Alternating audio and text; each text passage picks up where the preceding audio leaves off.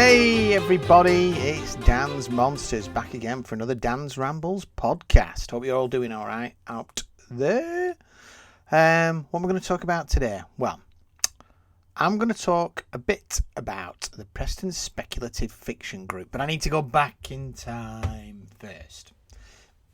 Excuse me. So, why is that? Well, it all ties in where I come from. So, I was born in Preston, or Prestonham, Preston, Prestona, Prestiton, Preston, Preston, or, as it was more commonly known at one point, Priesttown. And I've lived here for about 50 years on and off. Born in the centre, travelled around, and finally returned. Preston's probably known for two things. Tom Finney, football stuff, don't know anything about football. And it was also the town that banned Monty Python's Life of Brian being played in its cinemas. Very clever. So, it's not my favourite place, I'll be honest. I've lived in better. They don't call it Preston for nothing, for example. However, there is certainly a lot worse. Now, I've always found something a bit dark and weird about Preston. I think the name Priesttown always seemed a bit creepy to me, certainly being a fan of The Exorcist. And the writer Joseph Delaney's teen horror novels, The Spook's Apprentice, used Preston, or called it Priesttown, and the Church of St. Walburg's, in which in the cellars a creature called the Bane squashes people to death. The Seventh Son was the movie adaptation. Preston never featured in it, and quite frankly, it was shite anyway. And not forgetting the New York Times best-selling author A.J. Hartley's young adult horror, that's a dog, by the way, in the background, called Bath Street novel, and there's also an author called Steve Woods, who uses the name Priesttown for his Inspector Meadowbank Investigate series. They're good reads, check them out. I'm not the only one who thinks this place is a bit spooky. So anyway, as you know, I've always been fascinated by ghosts and horror and monsters. And as a teen, I would raid the shelves of the now sadly gone Sweeten's bookshop in Fishergate for the latest horror novels from Sean Hudson or Guy N. Smith. And the staff were always very happy to help. And this is, of course, when I purchased the very infamous Osborne's Haunted Houses, Ghosts and Spectres book. And that was a special one, especially when, within its wonderfully illustrated pages, I discovered that I lived near what was supposedly the most haunted house in Great Britain, Chingle Hall. My mind was blown! Unfortunately, when I went to go and find it, it's a lovely white farmhouse rather than a gothic mansion I'd hoped for. That's Preston for you. Build you up and let you down. Anyway, Preston didn't seem to be a hub of horror. I had friends at school and stuff who weren't really into the same sort of things. A couple of guys, but that was about it. So there was nothing like horror, sci-fi. There wasn't really a comic shop until later on. There used to be a magazine shop at the top of the shopping centre that you managed to get hold of Fangoria. They just sell it to you when you're about 10. And I think it's a super drug now. And they also had the tremendous luck of getting a 13-inch alien figure, probably one of the greatest things of my life, from Zodiac Toys in Preston. I played with that thing for years, and I think eventually it fell apart, and the only piece I had left was the head, which when I moved out I threw away. Anyway, the one thing it did have, and I always have the fondest memories of, even though I didn't get to a lot of them, was the now sadly defunct Preston Speculative Fiction group.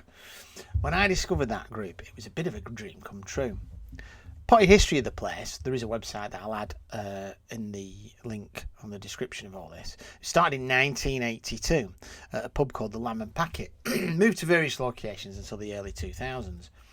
They had their own publication called Kimota, which was like a sci-fi, fantasy, horror stories, comic strips, art, of which Brian Talbot did some work for. And it ran for, give or take, I think it was 15, 16 issues. I was a member of the society, but I didn't get to a lot of the stuff because I lived away and I worked, etc. But it was great. There were always great people, always like interested in what you were doing and what you were reading and what you were watching, because obviously these are the days of like early video as well. The guest list in those early days was amazing. You had Michael Moorcock, Terry Pratchett, Stephen Gallagher, Ramsey Campbell, Brian Lumley, Archie Edwin Hayes, and then you had artists such as Brian Froud, Chris Achilleos, Dave Gibbons and Jamie Hewlett. Even Alan Moore and Neil Gaiman made an appearance. However, one of the most amazing visits was from the stop motion master Ray Harryhausen in 1993. It's hard to believe that I saw him in what was called the Church Street Tavern, now the Bears Paw, and probably one of the rougher pubs in Preston, and always has been. He was a big hero of mine. 20 Million Miles to Earth is still one of my favourite movies of all time. I mean, I still can't get my head around that he turned up in this rough pub where we were once told we were a bunch of fucking pansies. But anyway, that's another story. I also got to meet Ramsey Campbell, who was a great horror author, brilliant, and have a really good chat about him. I loved his work, and he was pretty much a regular guest as well. I think because he lived in Liverpool at the time. Great guy. And the group was just like really essential in some ways, and me realising that I wasn't just the only weird one. There were loads of people who liked the stuff I liked. We had a laugh. We talked about monsters and horrors and movies and books and sci-fi and fantasy and all the other things, music, long before the idea of a pop culture event was a thing. I think most of the pubs thought we were a bit of an oddity, but if they could get 20 or 30 people on a Wednesday and Thursday night who would order beer, drinks, and even maybe order food, I think they were happy to have us. I met lots of other artists, and we showed each other our own work. We even created a couple of sort of like zines ourselves, and it was always met with encouragement. Everyone wanted to see your stuff and hear your stuff. And I think that was probably like one of the beginnings of my life of Monsters. Sharing ideas, sharing stories, meeting these other guys. I even started my own heavy metal zine, thanks to a couple of guys there, called Metal Inc.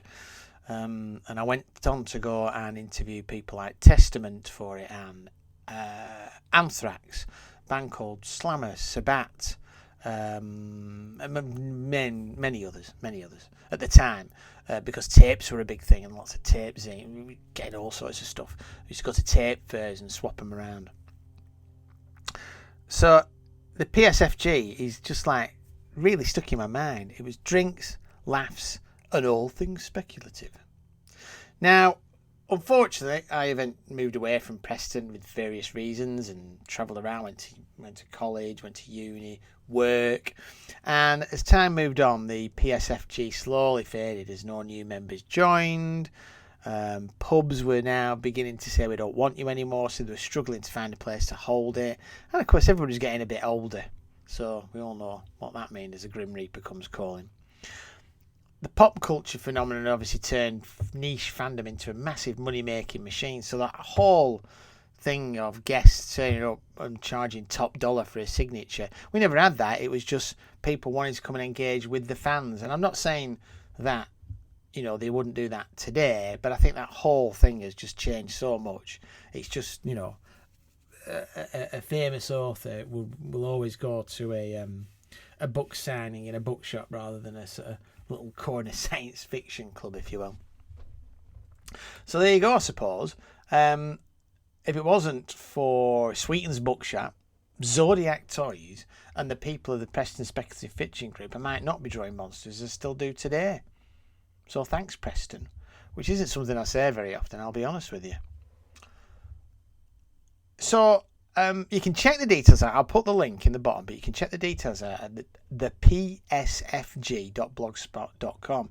It's an archive site, but it gives you the full history and guest list of who we had and who turned up, and there's like interviews there and everything. It's really worthwhile. Have a look. It's definitely, I think you'd be amazed. I still am when I look back at it. So I just want to say as well, thank you to my patrons so far: Gareth Hopkins, Zach Carhill, Dave Cranner, Silent Mark, Dan Hodges and Anthony Esmond, Mr. Tony.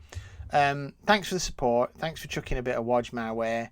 I really appreciate it. It doesn't seem a lot, I suppose, in the big hill of beans, but it really is encouraging to see that people want to be involved in what I'm doing.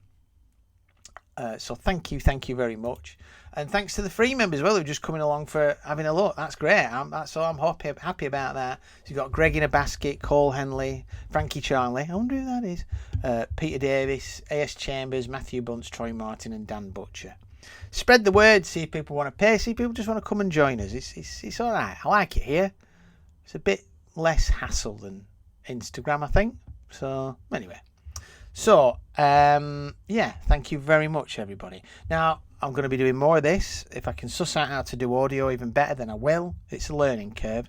I'm going to do my book review one soon. I've just read Assassins by Sean Hudson and Snakes by Guy Smith. That was a strange one. I've got some more artwork and stuff to do as well. So just keep following, just keep liking, just keep coming along. We're having a good time. And we're here for a good time, not a long time. All right, guys. Thanks again. Speak soon. Get some more stuff together, I suppose. I'm off to draw some monsters. See you later. Bye.